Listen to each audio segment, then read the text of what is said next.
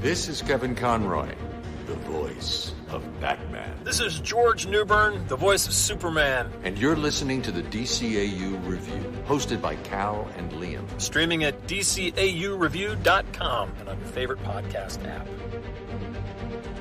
Welcome, everybody, to another bonus episode of the DCAU Review. I am one of your hosts, Cal, with me, my good friend, good brother, and the man responsible for most of our social media presence. It's Liam. Liam, we just got wrapped with four consecutive Saturdays of reviewing Batman Caped Crusader. This month of August is a 5-Saturday month, so we figured rather than traveling to another Elseworld or maybe burning through another Batman Caped Crusader episode, we would kind of give the opportunity to talk about a series overview. And since we're not technically reviewing an episode, it doesn't fit into our standard format. So we're going to just call this a bonus episode where we Batman Caped Crusader in review, I guess. So maybe we should rename the show Batman Caped Crusader Review for the next time we do a Batman Caped Crusader month. I don't know. But the numbers suggest we should. We appreciate all the extra, more, I should say, it probably averages out to a similar amount as our usual listeners, but people seem really excited in that. People were listening quicker on these ones for sure. For sure, yeah. And I mean, our first episode this month for the review, which of course, timing is everything, comes out the 2 days after the episode dropped, or the entire first season dropped. I'm sure that had something to do with it, the excitement, wanting to hear more about our thoughts or just people's general thoughts on it. But that had a higher listen count typically within the first couple of days across all platforms. So thanks for helping us continue to make content, everyone. Just kidding, we don't call it that. Thanks for listening to the pod, and thanks for checking us out. If you joined us here for the first time, we hope you stick around. And despite our maybe somewhat controversial takes on a couple of the more controversial topics that have seemed to divide the Batman Caped Crusader viewing audience, I hope people stick around and hear our thoughts on classic stuff here in the DCAU as we get back to that starting next week. But Liam, we might as well kick things off here with a general look back. We're going to take a look at, we reviewed the first 4 episodes, which were In Treacherous Waters and Be a Villain, Kiss of the Catwoman, and The Night of the Hunters, which if you haven't gotten a chance to listen to all of those, I invite you to check those out. All of them were a little bit longer than our standard review episodes also, just because we had so much stuff to talk about and we're excited about it. But yeah, check those out. So we still have 5 episodes left that we have not covered. And I guess technically 6 episodes left we have not covered. So yeah, plenty of stuff that we can talk about as far as stuff we liked for the rest of the season. Maybe cover a couple of our favorite episodes we've yet to cover, and then maybe just some constructive criticism, because we are here to critique this just as much as we are to talk about the things we like. We try not to focus on the negatives, but I'm sure there are things here or there we would like to see more of or less of that we can certainly share, so that we don't come across as completely biased in the way that we talk about our likes and dislikes of this. So why don't we kick things off? As far as episodes, maybe give me your top 3, and it can include, of course, the ones that we've reviewed already. But do you have a top 3 favorite episodes out of the 10 that they dropped? Okay, yeah. So I think my 3 favorites, and with a lot of these sort of more subjective questions, if you ask me tomorrow, my order might be different. But I think I settled on my 3 favorites. Those being episode 2 and Be a Villain, which of course, as you said, Cal, we already covered in full earlier this month. The Clayface episode with the kidnapped movie star and other people on the movie set turning up dead. Just thought it was great, and it was like, this is what we were promised. This is what we were, kind of, I think, what I was expecting personally when the show was announced. So again, you want to hear our thoughts in full, you can hear that episode, but that's probably the first one. I would say my other favorites probably I would say the stress of her regard, which is the Harley Quinn episode, the first full Harley Quinn episode, we should say. Just again, I am a big fan of a big swing as far as reimagining a really iconic character. Mm-hmm.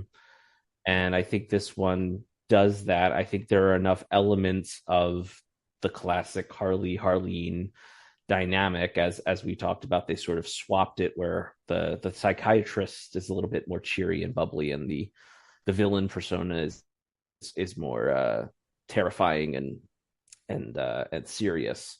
So that episode has some stuff in there that I just said, oh my God. Like I couldn't.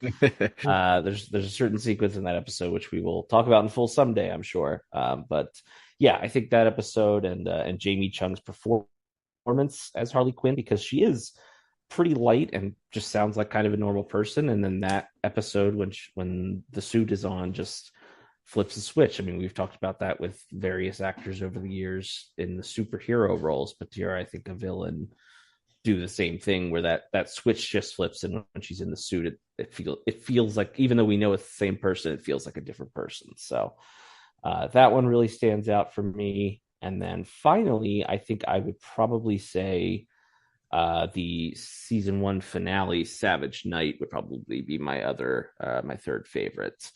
I mean, it's the culmination of everything. It builds upon all of the sort of budding uneasy partnerships that Batman sort of built up over the season with Gordon, with Montoya, with Alfred, and also sort of culminates the ongoing sort of head-to-head battle between Batman and Boss Thorne. And again, it sort of casts Two-Face in a speaking of reimagining villains, the Two-Face character is kind of reimagined as still a tragic character, but and the way that his Two-Face's demise sort of pushes Batman to almost cross a line that he is quite terrified of, and the way he sort of expresses that at the end of the episode, I think is in a conversation with Alfred, is really strong. So yeah, I think those would be my top 3, would be in some sort of order: and be a villain, the stress of her regard, and Savage Night. Yeah, and to your point, that Savage Night really pushes the narrative. It really combats the narrative that, for me, that this Batman maybe doesn't feel like Batman. And, I think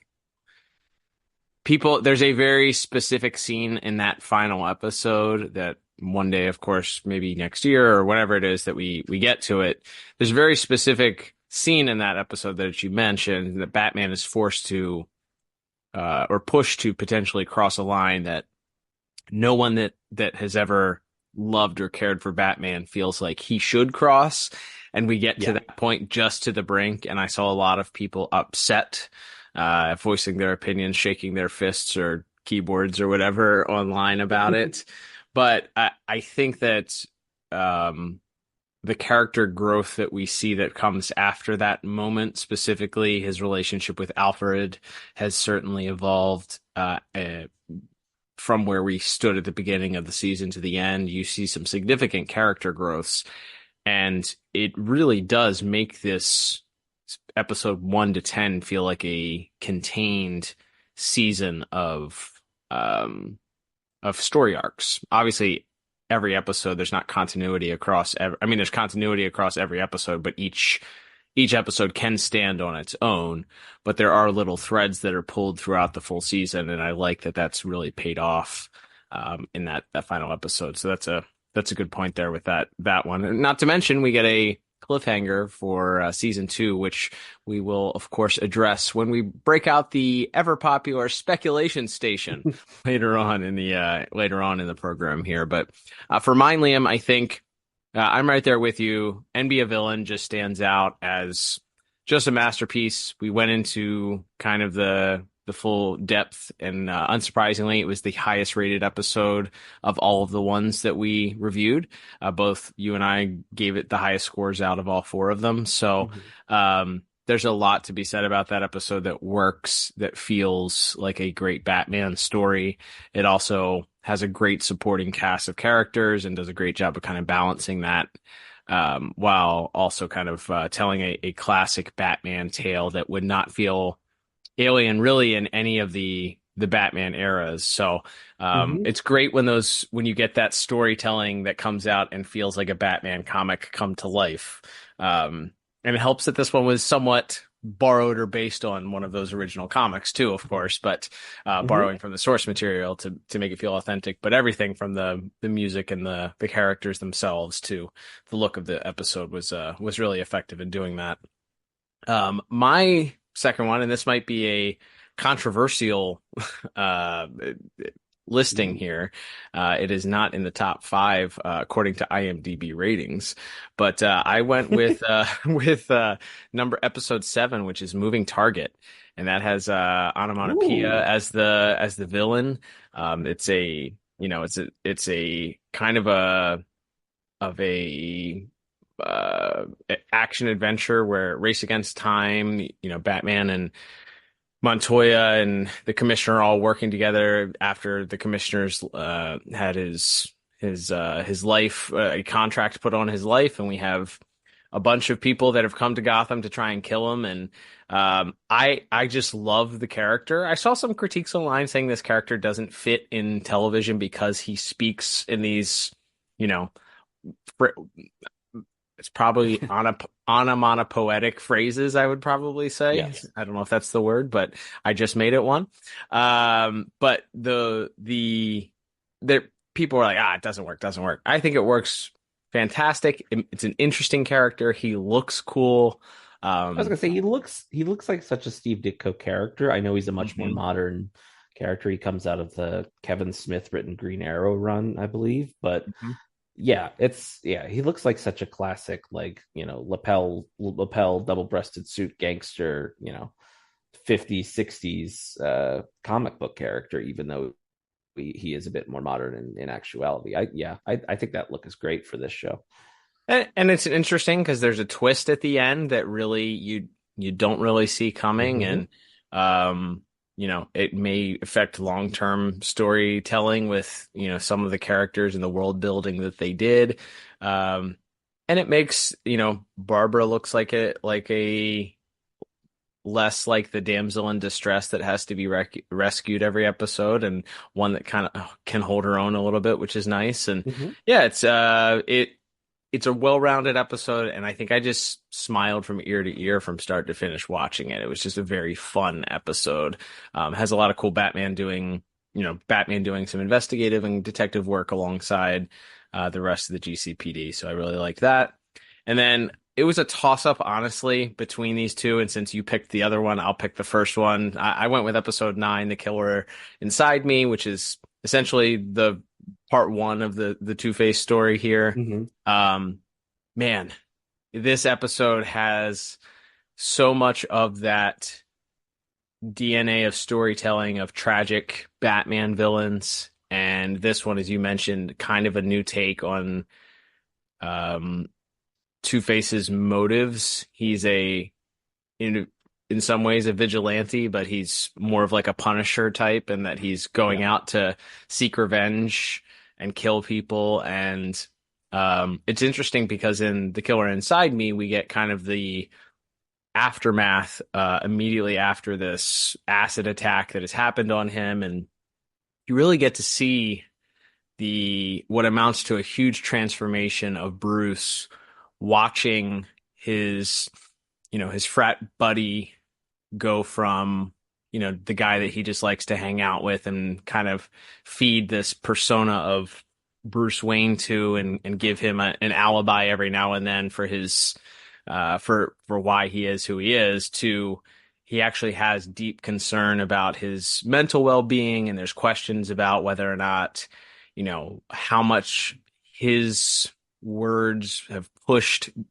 Harvey away, and whether or not he gave him the right amount of care or he did the right thing. And there's this sort of clash between him and Alfred about how far he should have or shouldn't have pushed Harvey in different areas. And it's really interesting because I feel like it kicks off the growth that we eventually see pay off in that, in that culmination of that Savage Knight episode. And it really gives you an interesting look into the persona of this Batman. And I think it pays off really well. Yeah, I mean, we already kind of touched on it when we talked about Savage Knight a minute ago, but yeah, the heart to heart that Alfred and Batman have in that final episode is totally built upon. I mean, it's built upon the whole season, as we've said, but it's built upon that episode and Alfred pointing out to Bruce, like, you brought him out in public to see if he was gonna crack or not. Like, right, you're pushing him to try to get to Thorn, like you're right. And how you're using this person, and Alfred kind of standing up to Bruce in a way we didn't necessarily see him do in earlier episodes.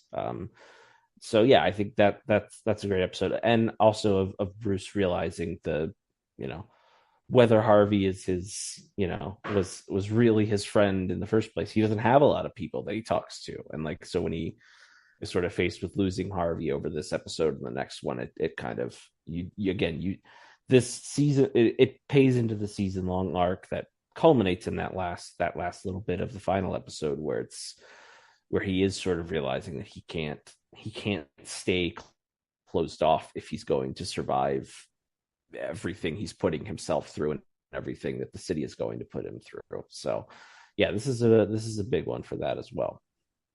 Absolutely. I think it's worth mentioning. We'll pick one, because again, we don't like to focus on the negative too much. But if you had to pick maybe your least favorite episode of the season, do you have one that you would comes to mind that you would point to out of the 10?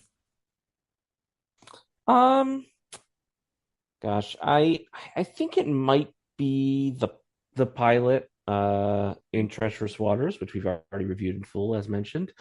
Not because I really didn't like the episode. Again, you can go back and hear our full thoughts, but it's just there's so much set up in that episode, which we talked about at the time, that it feels like what's fun about that episode, this new version of the Penguin, Penguin and Thorn kind of going at it in this gang war, is kind of almost lost in the background of having to do so much time setting up. So just like, I think on a rewatch, that's maybe going to be the least interesting episode to go back to. But again, it's not because I hated the episode, just because it's so exposition and setup heavy.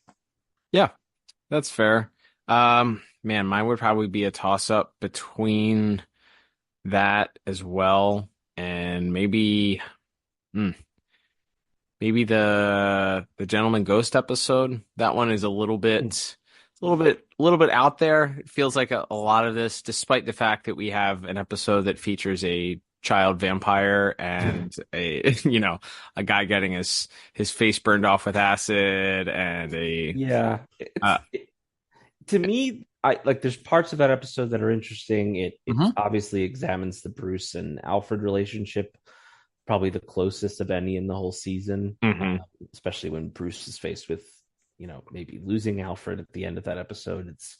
It's really interesting. But as a whole, it's also for me because, and this is not just a thing that Bruce Timm or James Tucker or any of the creators on this show have said, but you will also often hear about how we can't do Robin in a Batman show or movie because it strains credibility.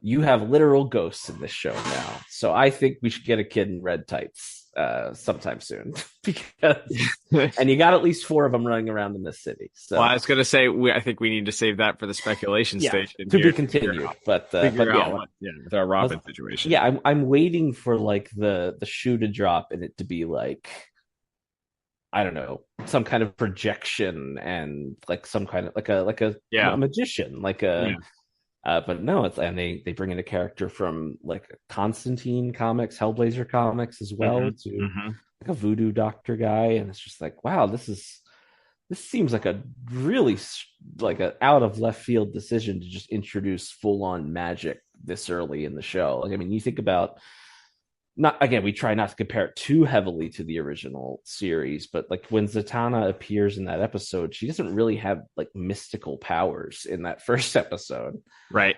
And they kind of introduce that later on. I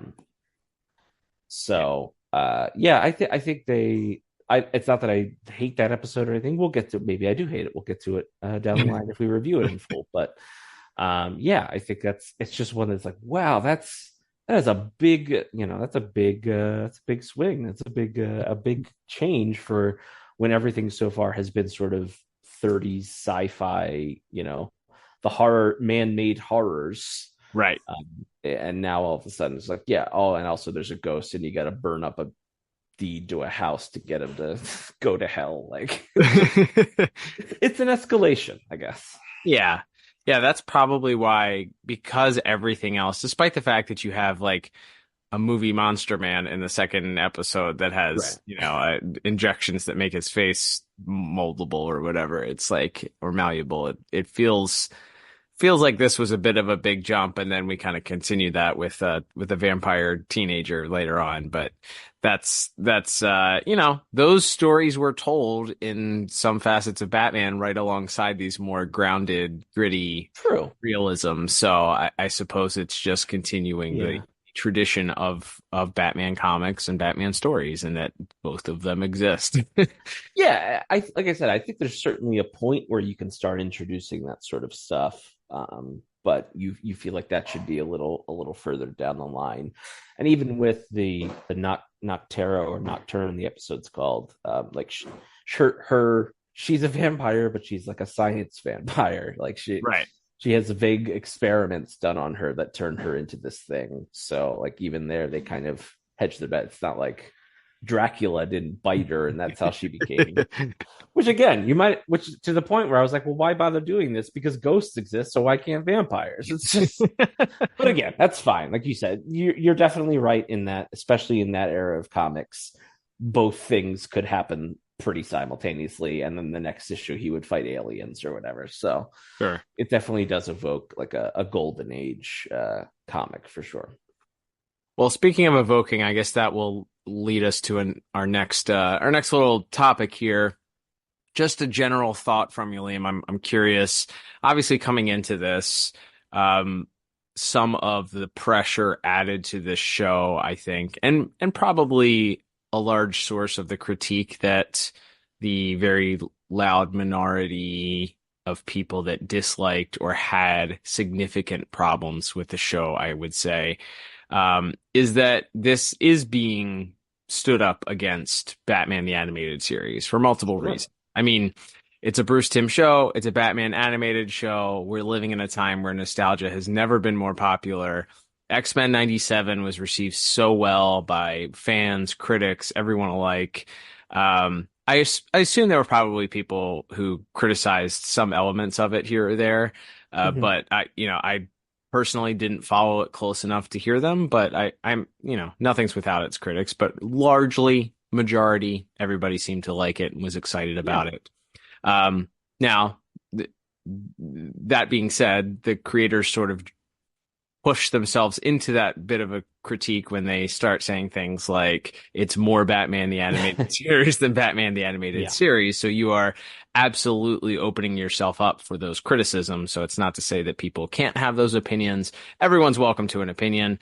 You can like it or dislike it, as we've had plenty of conversations on social media about with regards to this. But as far as carrying on the legacy, I guess, is probably how I would phrase it. How do you feel like this did on its first try of season 1, as far as continuing that legacy? Were there places that you felt like it succeeded and failed in others? Do you feel like it was overall a pretty big win? Swings and misses obviously were there. What, just in general, like how do you feel the attempt at kind of continuing in those footsteps, was done by the creators here? It's it's not as good as one of the most iconic cartoons. Yeah. I remember us talking way back when the first scuttlebutt of a Batman the Animated Series revival was kicked around, which you can go back and listen to, and I believe that's our first ever Discuss This League bonus episode. And I remember talking about at the time, it is a real tough thing to not only to go back to a world you've already been to, but also to compete with everyone's nostalgia for that thing. Because, and again, it's a little, maybe you and I have a little bit different perspective because we have gone back and watched virtually all of the original series, at least with a few episodes remaining, which we'll be getting to soon. So maybe it's different for us, but for a lot of people, they watched this show when they were kids, and maybe they, have caught an episode, or they watch the clips on YouTube once in a while of all the best moments of the show. That's immaculate. It's perfect. You can't touch it. And so to then have to go watch this show or decide to watch this show and have it try to compete with not even necessarily how good or how bad Batman animated series is, but how good or bad it is in your memory and of like you remembering the dopamine that you received watching it when you were 10. Like it's a really hard ask. So like I think this show does interesting things. I think especially with the Batman character himself. We've talked about it. We've done reels about it on our socials. I understand that not everybody likes how sort of stoic and closed off this Batman is. I think it's smart because it gives you a place for him to go that we have not necessarily seen. We've done a young Batman show before. We like the Batman, or even I guess at the start of BTAS, he's not that far in. But to see him, he's so closed off to everything. He's shut himself off from any sort of joy or happiness for decades when we first meet him. So seeing him sort of slowly learn to trust and let people in over the course of a season, I think was really fascinating. But I also understand why someone would look at that and go, he's barely in it. He doesn't talk that, and he doesn't talk that much when he is. But I think that's a deliberate choice. I don't think it's not an accident. They didn't forget to give Batman lines, Right. And again, we talked about this, I think, back in the first episode. It's also different because in a comic book, you can have a stoic character that still has an internal monologue going on, so we always know what they're thinking or feeling. And here you don't have that. You don't have that luxury in animation. So it's different. It's never going to really compare to the original show, but I think it does enough interesting things with the characters. Not to mention characters like Jim Gordon and Montoya, fleshing them out a little bit more. That I think make this worth coming back to and do allow it to stand on its own, even if it's never really going to compare. And most of what I've talked about is really narrative related. Sure. Visually and musically, I don't think the show holds candle to, of course, shows. Which again, it was a different era. The size of the orchestras that Shirley Walker and Michael McCuistion and Lolita Ritmanis and the rest were working with in those days. It was a different time, and we talked about that. It was a golden age of animation with Warner Brothers at that point that does not exist anymore. So it's hard, but yeah, it's like visually and musically and voice acting, again, very subjective. I don't necessarily know that it compares to any of those or exceeds any of those yet. But for a first season, at least from a narrative perspective, I think it does well narratively to narratively distinguish itself. And then the visuals and music and voice acting are good enough to make me still want a second season. And now that I have filibustered for 10 straight minutes, I will return the rest of my time, Senator. Thank you for that. Yes, I agree with you. I wholeheartedly agree with you as far as people having their own nostalgia goggles for Batman the Animated Series. As we've mentioned, most of it is very good. There are episodes, though, that are not very good. And I don't know that I think that people this show does not have that luxury as of right now, especially when you have adult viewers who are watching this maybe once and they're watching it all together in one sitting or over 2 days, and they're just trying to absorb and decide whether or not they like it or not. And if you're watching it 3, 4, 5 episodes at a time, and the screen time for Batman in your mind is greatly reduced or less than you had expected, then you're kind of stepping off on the wrong foot there, and you don't really care about these other characters. You just want to see Batman be Batman. With that said, I also agree with you in that there's plenty here to build off of. I think that watching this with a more critical eye, kind of going in depth on the stories and the tales that the writers are telling, those threads that are pulled throughout, whether it's Harley's thread that's pulled, Alfred and Batman's relationship, the entire Harvey Dent thread, which almost goes through every episode, if not every episode, he's pretty much got a scene at least in pretty much every episode. Yeah,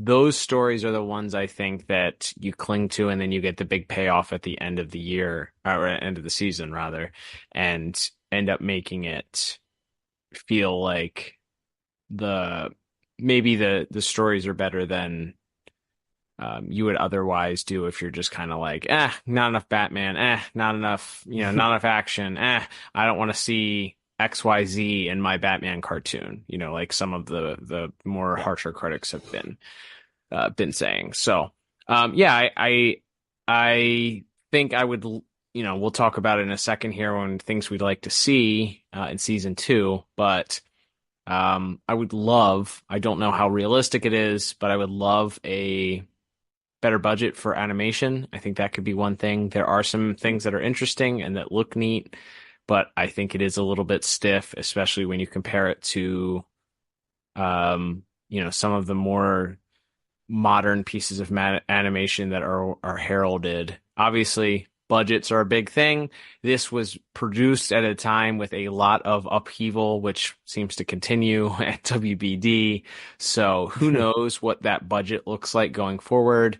If having a season 2 picked up by Amazon allows them more freedom, if the amount of praise and streams that Amazon got off of the show, at least in that first little boom period. I think last week when I checked, it was still in the top 10 as far as their stream shows. So It's still doing fairly well for a show that has been out now for almost a month. But I don't know that that's necessarily going to change, but I think that could certainly boost things a little bit, even if it makes season 1 look low budget. I would rather them do something like they did where we talk about it with Static. Like so many of those episodes in season 3 and 4, once Static Shock got that updated, look where things look a little bit less low budget, so much of that contributes to a much more enjoyable viewing experience. So I haven't heard a ton of critique from people that aren't like super looking at this with a fine-tooth comb like you and I do. But I think that for those of us that do care about that thing, it can make the show in some areas look a little janky, or it's our storytellers aren't able to meet what they visualize because of the limitations to whether it was the budget or the animation studio's ability or whatever it was. But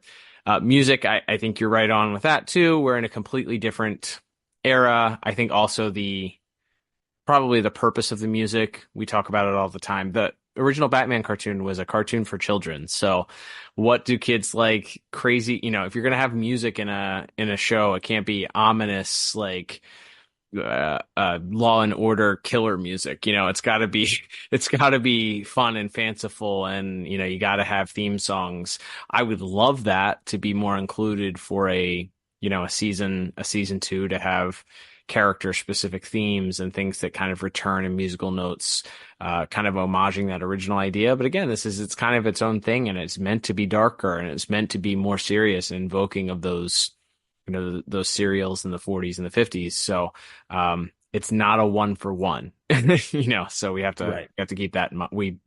The royal we, everyone certainly viewing that should keep that in mind, that this is going for a different audience and different tone than that original series did. So yeah, let's transition here to talk about, Liam, kind of some things. What are your, like, maybe, I don't know, top two, maybe top three if you have them, things that you're kind of looking for in season 3? We haven't mentioned it yet. Spoilers, again, I don't know why you'd be listening to a podcast reviewing the entire season if you haven't listened to it. But there's a rather big spoiler that I will just mention here now. So turn it off if you don't want to hear it. The end of episode 10, so end of Savage Night, reveals that there's a Joker in this universe, and he's probably going to debut, I would assume, maybe be the overarching big bad for season 2. So what would you like to see as far as his incorporation? I think there's some speculation already that maybe based on just that little, I don't know, 20 to 30 second scene that he's in, that it could be leaning more into his Golden Age origin story, where he's kind of he's performing experiments on people with the Joker toxin versus, laughing fish and all that stuff, and more of that kind of sinister scientist versus a big laughing clown, but still having the classic Joker look, of course, and features. But thoughts on that? Thoughts on what you would like to see? Maybe 2-3 things you'd like to see for season 2. Yeah, as far as the Joker, well, we knew he was going to show up. I mean, you can't do a Batman thing and not have a Joker eventually. There would be riots in the streets if there was Right. a Batman show that had Harley Quinn in it, but didn't promise or even like leave a cliffhanger taste of a Joker for a season 2. Absolutely, you had to do it. Yeah, just based on, and we only see we don't see his whole face. We see sort of his eyes and his what do they call it, like the top profile, his hairline. Very much does look based on the 1928 film The Man Who Laughs, which is the original inspiration for the Joker. The actor Conrad Veidt being a big part of that. Yeah, it does. Like you said, that version of the Joker that originally shows up, and that was kind of probably most modernly looked at in the Three Jokers comic by Jason Fabok and Jeff Johns a couple of years ago. Where he was sort of the first and most sort of distinctly different of the Joker personas over the last 75 years. Which is that he was just more serious, didn't really smile all that much. Just but it had this, had the white skin and the red lips and all of that, and that's it'll be interesting. I think that could work, especially because for a show that brings so much of the character looks and iconography back to those Golden Age Bill Finger, Bob Kane stories. Jerry Robinson as well, another artist of that era. Yeah, I think that could work and be a point of difference. Yeah, I don't know. I like I said, there's so many Jokers that it's hard for me to get that excited about another one. But at the same time, yeah, you got to do it. You gotta get to them eventually. So, would you rather them? Would you rather them, if they're going to go for season 2, as you mentioned, we've got Jokers on Jokers on Jokers, and Batman the Animated Series has one of, if not the most iconic Joker of all time. Yeah. So if you're bringing the Joker in for season 2, are you going to do a poor knockoff of that and just kind of give the people a sheen version of Mark Hamill Joker, or are you going to try and make it as different as we mentioned it looks? It's already kind of invoking that original character that was very different than what a modern Joker looks like. Well, you have a preference on that, or what? Yeah. You've got the pen. Where do you go?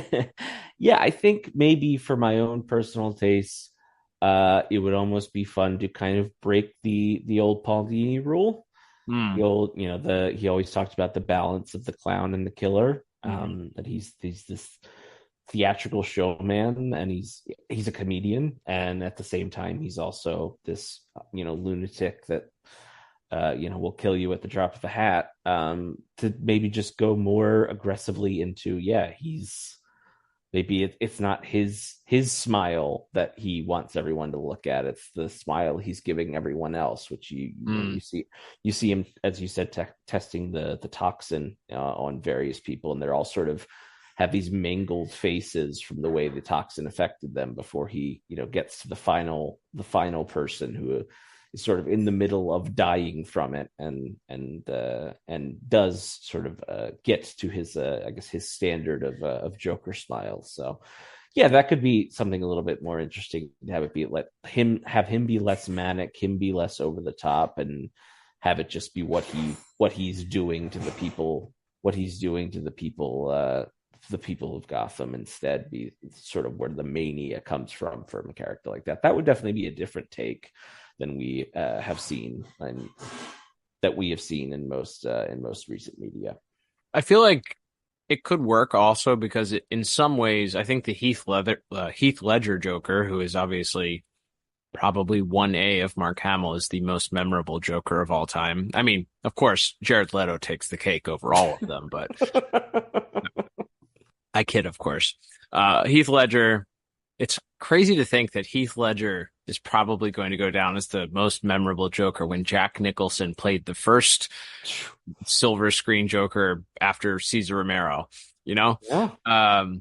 But as you said, we've had so many iconic Joker performances, but that Heath Ledger Joker performance was more on the cine. I mean, there were a few moments of like haha in that where he was making sort of a joke, but it was more on the maniacal side. So if you go that route of more of a killer, and it is his whole idea is just to create chaos or something like that, you may get some people that appreciate it because people love the Heath Ledger Joker and that particular style of him. So maybe that's the right way to go, as opposed to, lots of haha mixed in with some more serious moments of being a killer. So yeah, I'm with you. I think if you're going to do this, it's going to be hard to avoid the Mark Hamill comparisons. Of course. With everything in that the Paul Dini, the original Paul Dini, Bruce Timm, all those other great writers that wrote for the Joker and the Batman the Animated Series run. So I think you almost have to make him so completely different. But it's such a fine line to not just go different for the sake of being different, as we've seen with, I think, the Jared Leto character, where it's like, all right, well, we don't like this because this is just goofy. This is different for the sake of being different. This is goofy dumb. So yeah, that's a very fine line to walk. So I think maybe drawing off of original source material, and of course, continuing to bring in some of those fantastic Batman writers from the comics that have written this character well, that are able to give him dimension. I think including some more and continuing to use maybe some of the Batman writers that we saw in season 1. That's something that I definitely would like to see in season 2, is absolutely bring some more of those classic Batman writers, some people that you can, Scott Snyder would be great. Yeah.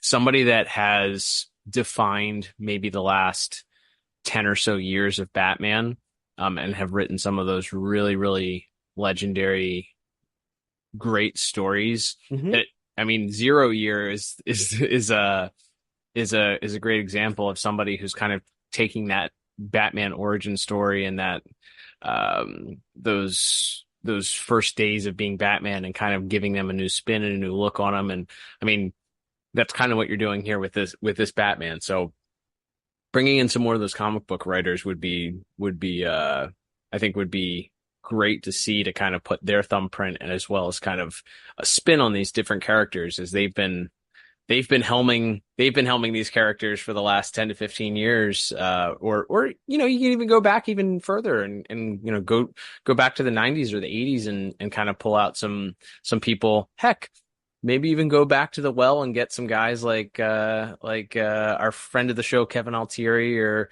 Dan Reba, and see what kind of stories that they're able to tell with some of these characters and put their own spins on it. But yeah, I think continuing to have those writers and producers that know these characters, have been working on these characters and familiar, but can also bring fresh ideas to the table is going to be really important to continue and maybe build upon some of those good stories from season one. Yeah, and to your point, I think people that are familiar and in this case have written in different eras of Batman, obviously and understandably, James Tucker and Bruce Timm, based on the era they grew up in, are obviously hugely influenced by those original comics, the Silver Age that they grew up with, as well as the people that were coming up, like Denny O'Neil and Neil Adams and some of those great writers and artists of the 70s and early 80s. So that makes sense. But yeah, having people that have written it, like Ed Brubaker, like Greg Rucka, who wrote those characters more recently than that and took on those, some of the more modern, added in some of the more modern. You get a Tom King to come on and do an episode. Yeah. Come on now.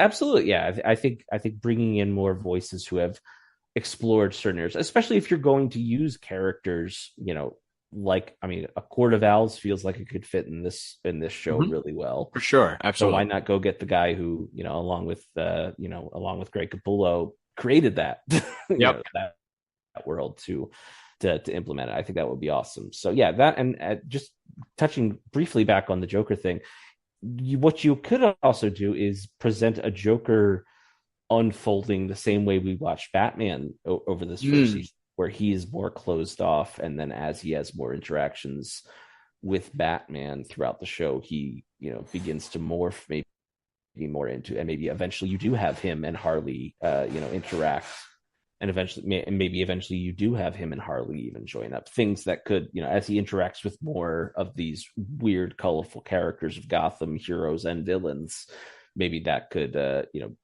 bring him closer to a more classic archetypal Joker that more people would be familiar with. Yeah, sign me up. That makes as much sense. And then, heck, you can then draw the comparison that so many have made that, there's only a slight difference between Batman and Joker. So, you bring those parallel lines, drawing ever so closer there if you have a similar storyline for Joker in season 2 of kind of evolving and morphing as the season goes on.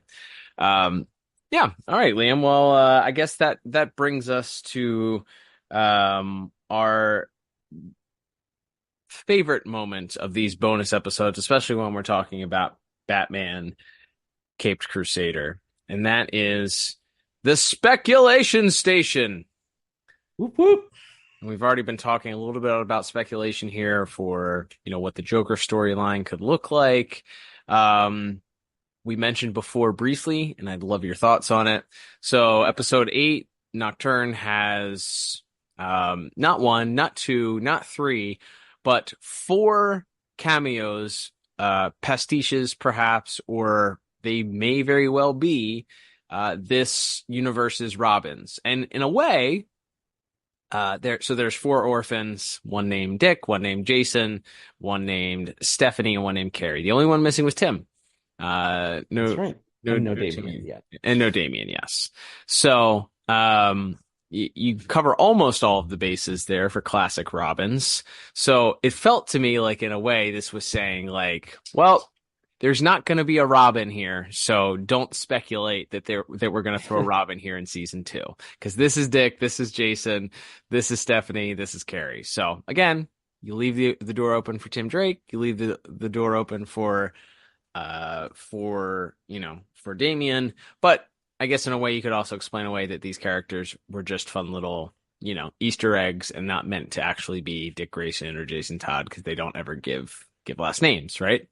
Yeah, I think the only one who gets the last name is Steffi Brown, which is, of course, right, the spoiler, who is also and Batgirl, and also briefly Robin. I was going to say I think she has the designation for the least amount of time as Robin, if I recall. In the they made her Robin, so they should so that they could kill her off. I think is how that narrative decision went at the time. But like most comic book characters who die, she was back like 2 years later. But yeah, all of the other ones just get a first name. And yes, there's a girl with orange hair named Carrie, as you mentioned, a kid with red hair, which is a nice little nod. Jason having red hair because that's sort of his pre-Crisis on Infinite Earths look, was that he was either dying or wearing a wig when he was Robin, which is hilarious. Yes, he has red hair, but they're like, no, you can't have a Robin with red hair. That's ridiculous. I think there's also I think a retcon version is because Batman doesn't want necessarily people to figure out that there's been more than one Robin. Right. So that's why he was having him dye his hair. But yes, anyway, which is a nice little, I would like there to be, I think when you eliminate Robin from Batman stories, you cut off a chance for him to grow as a character. Which again, we talked about how much of this first season was just bringing him to a point of being able to sort of articulate his emotions to a very, just to Alfred basically, or just now he's being able to sort of have a less contentious relationship with people like Gordon or Barbara or Montoya. So I'm not saying I need one immediately, but again, I think all of the reasons people give for why you can't do a Robin 1, I don't think they work as well when it's animation. I don't think they're great arguments anyway, because you can do things in animation and comic books that you can't do in live action. Sure. And two, again, there are ghosts in this world, so I don't think having a 12-year-old in a red suit is too beyond the pale. Like I said, I don't know that they would put him in the classic suit with no pants and the yellow cape and all that, but I would like there to be. I would like to see it coming for season 2, though, is the question, or do you think that's no season 3 if we get there? Maybe I could see there being another episode with these 4 kids, and maybe they're more like actively involved. I think that's also going to be interesting because obviously, historically, most cartoons, like the characters never age. So depending on how they do things here, you could also age them up. It could be, depending on how long it is, you could say it's been 2 years since the end of season 1 or whatever. Right. And so you can all have them be, 13 instead of 10, or 12 or 13 instead of 10. So you can age them up a little bit. And maybe have them have like a more active role in a case with Batman in the next season. So I feel like maybe we might get that. We might get like the Robins as like the Newsboy Legion, or one of those kind of weird old scrappy gang of kids running around Gotham City. But I don't know. I want it, but I feel like we might not ever get an actual boy or girl or teen wonder on this show, if I had to actually guess. Yeah, I think that, to your point, yes, it certainly helps Batman grow as a character when you have a Robin, but it also greatly lightens the mood. It's very difficult to have as many dark I mean, obviously, because maybe the darkest Batman story in the DCAU ever told included Robin. So there are ways to tell dark stories that while still involving that character, but I'd say it makes it more difficult because you automatically have a child or a young teenager that is just kind of naturally going to bring a lightness to things that maybe goes against with what the producers are going for as far as the tone of the show. So unless they decide, my opinion, to make a, maybe not a 180, but like a 90-degree turn, I don't know, a slight movement on where they are right now, I would say I wouldn't count on in season 2. Maybe something for late season 3 if we make it that far. So yeah, I think that's fair. I think another thing that I do think a Robin or a Batgirl or whoever gives you an opportunity to do is it gives, I know one of the original inspirations for the character was they looked at Batman. He's like, okay, he's Sherlock Holmes. he needs a Watson. He needs a guy out on working these cases with him that he can talk to, so he's not always just thinking. And in this case, it would be a way for him to speak more because he would be speaking to someone. And obviously, like we said, Alfred can fill that role. Maybe Gordon or Barbara or Montoya can kind of fill that role as the season goes on. So there are other characters that can certainly fit in there. It doesn't have to be a Robin, and it's not, I'm not going to hate the show if they don't do Robin. Like I said, I just sure. think, I just think you kind of close yourself off to stuff when you start out saying, no, never. So right.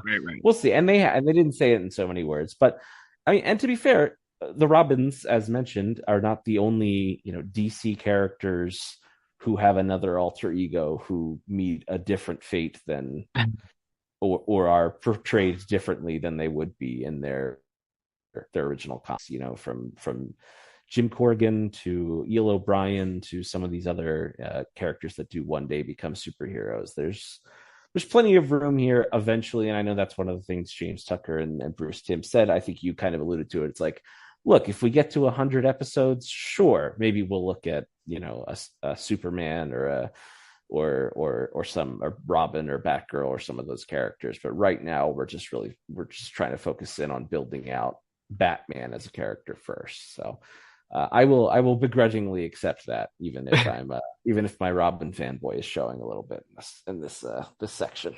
Well, you sort of covered it there. So my next question for the speculation station is, with all of the world building we did here, and yes, we know that from the get-go, there was talk of where does Superman line up in this show, and they sort of, played it off and not really interested in covering that right now. There were comments from Bruce Timm that, this is very early on. There is no Robin. There's no other heroes. He's the only superhero.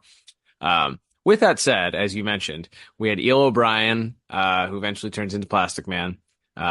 We had Jim Corrigan, who eventually turns into the Spectre.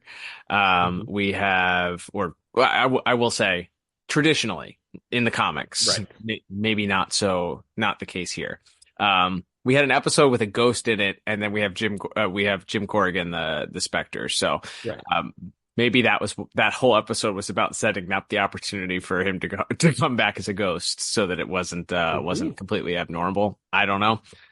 But yeah, do we see a cameo in season 2 from another superhero? Lois, not to mention Lois Lane was in, or someone that looked an awful lot like Fleischer Superman. Lois Lane and Jimmy Olsen showed up. So we know all of the public comments from producers have been, no, that's something, well down the line. We want Batman stories now. But as soon as this hits the air and you have all of these other potential cameos popping up, some more recognizable than others, that's the first question. It's like, all right, well, how big is this world? When do we get these other heroes here? What would Superman look like? The Max Fleischer Superman, would this fit into the same continuity of that show? all of that, like all of those questions start going at that point. So season 2, gun to your head, do we get a cameo from another DC hero, be it one that was sort of introduced here in this season, or perhaps somebody that we haven't seen, a Sandman or somebody, a Golden Age hero that kind of has more roots in that noir pop comic books from those 40s and 50s. Yeah, I think that feels more likely. I don't know if we would get someone in a full costume, but you could work a Dr. Midnight or a Black Canary or a Wildcat or someone like that into this show. I mean, there's comic book stories of the last 30 years where it's sort of shown that Ted Grant trains Batman how to box at one point. So you could do something where some of these characters are, if you were to bring in some more advanced, we don't really see his hand-to-hand prowess much in this season because he's not really fighting anyone like that. So if you were to say go down the line at some point and introduce a League of Assassins or a Lady Shiva or someone that's more like a hand-to-hand combat focused character, maybe then that would open up a, somewhere for like a golden age hero, or the original Adam, who's just like a short guy who punches hard. Right. Some of those weird little golden age characters. I think I could see that. I do think that is a good point. Now that you've introduced ghosts and the spiritual realm, so to speak, and witch doctors, maybe John Constantine isn't out of the question. Very cool. So, those Batman bouncing off character like that is generally pretty fun, just because he's so often portrayed as out of his element. So yeah, I think either a street level sort of classic, like you said, that fits in that 40s era of comics, or something that maybe, like you said, has been set up this year, like a Spectre or a John Constantine or someone like that, who kind of fits in with the motif of one of the episodes this season already. I'm going to make a bold prediction here from no source, other than knowing how much our producers appreciate source material, especially Jack Kirby stuff. I'm going to say the Demon, maybe a supernatural episode that involves the Demon Etrigan in season 2. We already have, as you mentioned, some of those horror elements. Some of the supernatural has already been introduced. What better way to kind of introduce more of that same, and who knows, it could be a Constantine and I would go for a Constantine and Jason Blood, team up, stuff we've already seen in some of the other DC animated movies. And I think that would be really, really interesting to see those characters, how Batman interacts with them. Or maybe just, if the demon isn't the star of the episode, maybe just Jason Blood and we get some sort of references to that or something. But yeah, I think to kind of keep to what they're telling here with darker stories, the second that you introduce a Superman, a Flash, it's the same thing that we just talked about with Robin. Like, you introduce those characters that have brighter colors and more happier dispositions, it really begins to bring the brings the happy vibes into this show. And I don't think they're going for a much darker, understated kind of setup here for things being much darker. So I think you run the risk of ruining or changing the aesthetics at that point, which maybe you want to by that point. But I think that's, if we're sticking with that motif going forward, then you'd have to be a little bit more grounded, or a little bit more darker and more like demonic type stuff. Yeah, I like that idea. Yeah, there's so many weird little magic characters you could bring in for something like that, and like you said, that wouldn't necessarily affect what they've already set up. So Zatanna, Zatanna was technically one of the first DCAU crossovers ever, world building. So maybe you do this, do something similar with Zatanna, and you have magic and, who knows what. But yeah, could definitely do that. Last little question here, Liam, for the speculation station that I'll throw your way before we begin to wrap things up here is, let's talk about villains. So we had villains in the first season. We had some really well-known people. Obviously, we had Harley Quinn. We had, who, by the way, just thumbs up, thumbs down, Harley Quinn returns for season 2. Yeah, it feels like that's got to be one you revisit. Anyone who's not in jail or dead, I feel like you got to expect them to pop back up. Agreed. Yep. Seemed to leave a cliffhanger there for a specific purpose. So more Harley Quinn stories in the future here. So Catwoman, probably, I would say, especially the way that they left that, seeing her return, maybe just a cameo that we talked about, maybe an evolution of that character going from who she was in that episode to maybe something a little bit darker on her end, would be interesting. Penguin, I think maybe to avoid further you either avoid it completely to avoid the online discourse, or you go in the opposite direction and you just embrace the discourse and you bring her back for another cameo or particular episode. I could see both of those happening. But as far as villains that were not featured in this first season, who would you like to see? Maybe give me your top two. We already know the Joker's going to be there, so can't include him. But give me your top two, like Batman villains, or just villains overall. We have villains here. Onomatopoeia is technically an Arrow villain. So who would you like to see in season two? Tell some darker stories. Yeah, so my thought was, I mean, we just last week talked about Night of the Hunters, where they took, I would say, the least known Batman fire related villain in Firebug. So I would say, why don't we dust off Cluemaster instead of as an alternative to the Riddler? Now, the Batman did kind of do that already. But their Cluemaster was like a really big fat guy who was like in his basement watching TV. Right. It was played more for comedy. But I think its character, who, speaking of which, is the spoilers father. That's right. Yeah. So I think so. Maybe that's your episode that lets you go back to those Robin cameos again, even if they're not suiting up. So I would say Cluemaster is my like real out of left field deep cut as someone who has quite an affection for the 90s Robin series, where that character is featured a lot more heavily.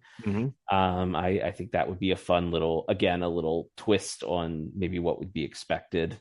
And then I think I already mentioned, I kind of would like to see, we did, but there's a couple other that we see sort of in passing. There is a croc that is in the circus in the Nocturne episode. So we've already done some of our other creatures. So I think a Man-Bat would be neat.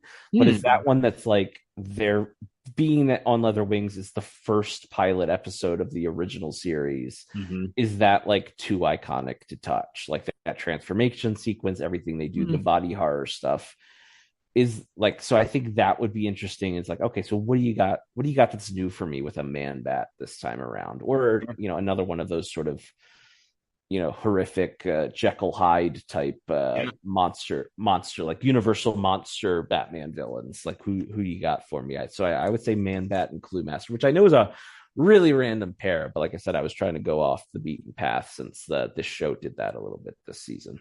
So I will build off of that last idea that you had. So you have a universal monster. Maybe, like you said, Man-Bat is a little bit too well defined in the animated series, and you don't want to go one for one there. What if you did either Professor Pig or Killer Moth, and you made them the sort of monster that kind of, as opposed to a person in a costume, and you made, I'm not here to write how the DNA of either a pig or a moth would affect a human body, but some sort of transformation or some sort of, human hybrid DNA that's injected into them that causes them to sort of turn into maybe it doesn't even have to be a traditional,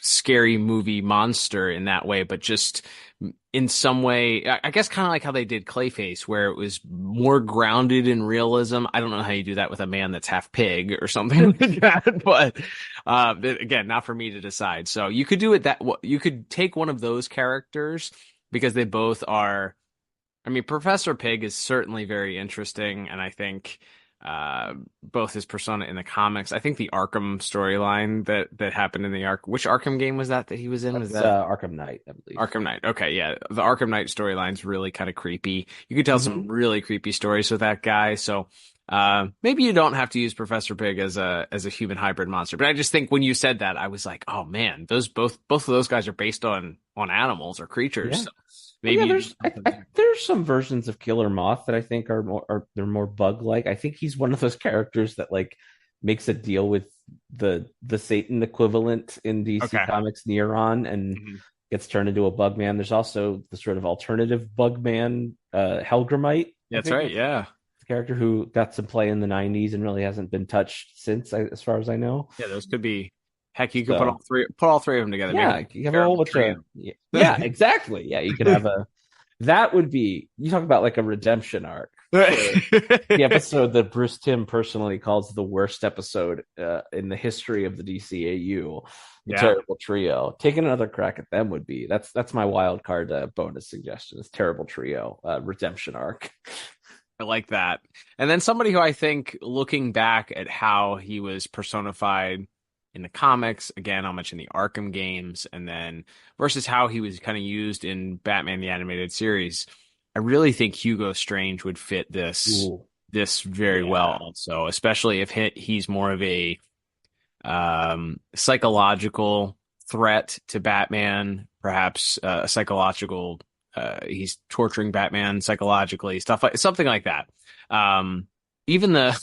Even that one storyline where he puts on the Batman costume and all that stuff. Like, I think there's some buff Hugo Strange. Yeah, I think there's some stories that you could tell kind of based off of those stories, or put some darker tales on it. But yeah, I think Hugo Strange just feels like he fits right in this universe, and specifically some of those stories. He's certainly grounded more in realism, is more of a psychological threat than he is a physical threat to Batman. But if he starts taking some performance enhancing drugs to fit the Batman suit, maybe then that's where you kind of get some fisticuff action there happening. But yeah, I think Hugo Strange would be a good fit, and I'd love to see a great story that Batman has to do a lot of detective work to kind of outsmart him for season 2 episodes. So yeah, thinking about it, it's like we don't know much about the inner workings of Arkham in this world yet. Like it's portrayed as this very sort of white, it's like everything's white, and in it it's very bright and clean, as opposed to the the jagged, like, weird castle right that from the original animated series. So it's more stark white, clean, like what you imagine. Yeah. So it seems more modern and more up to date, at least to the time of the 1930s.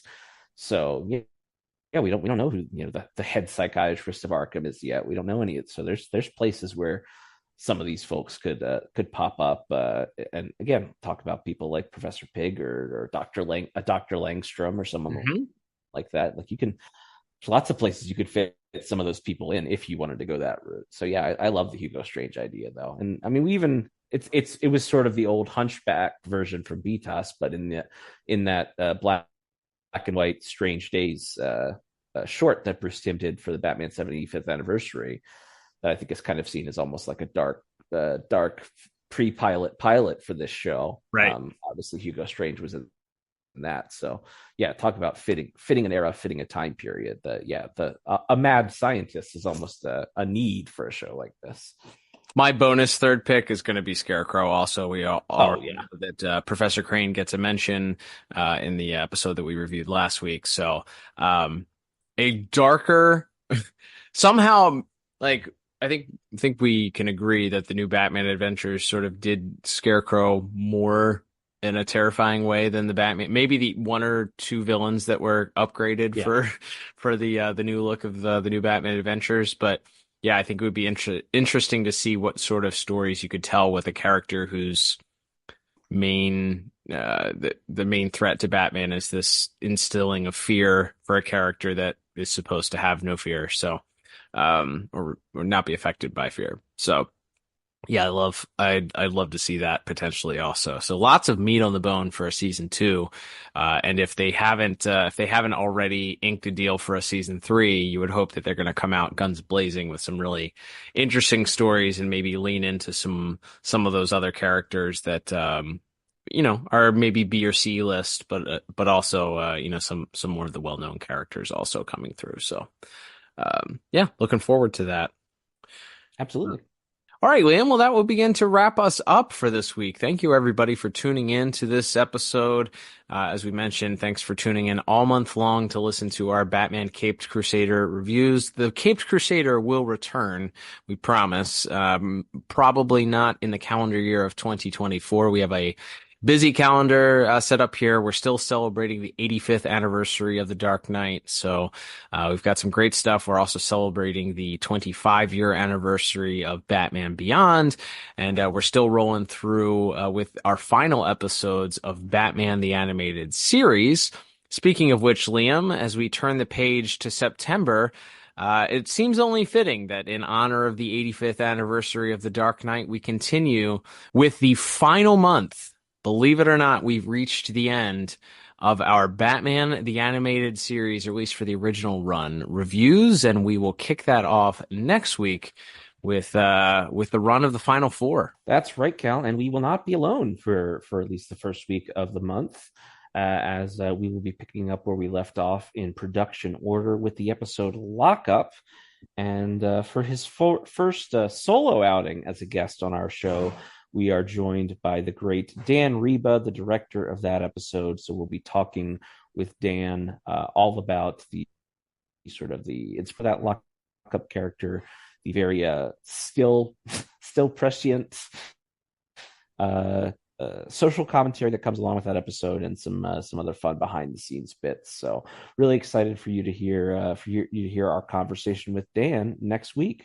Can't wait to do that with you, Liam. As a reminder for all of our folks at home, if you are listening and you want to support the podcast, we have several different ways to do that. So you can follow us on social media at DCAU Review, both on Instagram and the site formerly known as Twitter.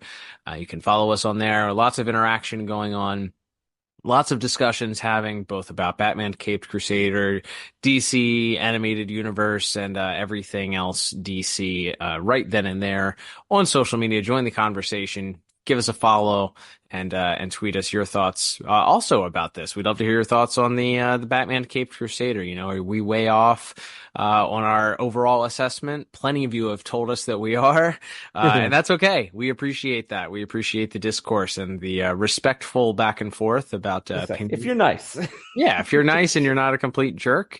Which, you know, it takes a lot for us to think that you're a complete jerk. So just, no name calling and no slurs, please. We anything else is kind of fair game at that point. So, you know, feel free to give us your feedback. Also, let us know, you know, who you'd like to see in a potential season 2 episode. You know, give us some obscure guys that you would like to see, pop up, you know, maybe some more that, James Tucker used on, Batman Brave and the Bold. Throw those our way. Let us know who you'd like to see in a potential season 2 episode, and join the conversation. If you want to support the podcast directly, you can also check out the show notes. There is a link to our store to buy yourself a piece of merchandise. You can also become a monthly supporter, as we have many monthly supporters that give us their hard-earned dollars, and we thank you for those that do support us. You can check that out directly in the show notes if you want to join them and become a supporter of the program. You can also follow us and support us by subscribing on your favorite podcast app. Apple Podcasts, Spotify are the big ones, but we're on most of the other ancillary ones. And leave us a 5-star review on Apple or Spotify. You leave one on Apple and leave a little paragraph describing what you like about the podcast, and you live in the continental United States. We'll read it on the air and then send you a little thank you gift. So join the others that have gotten their gifts, and do so, and reach out to us if we read it on the air, and so we can send you your gift that way. Send you a gift your way, just for taking that time to mention to people what you like about the pod. Liam, can't wait to join you next week, returning to home sweet home in the DCAU. But until then, I'm Cal. And I'm Liam. And we'll talk to you on the next episode of the DCAU Review. Bye-bye.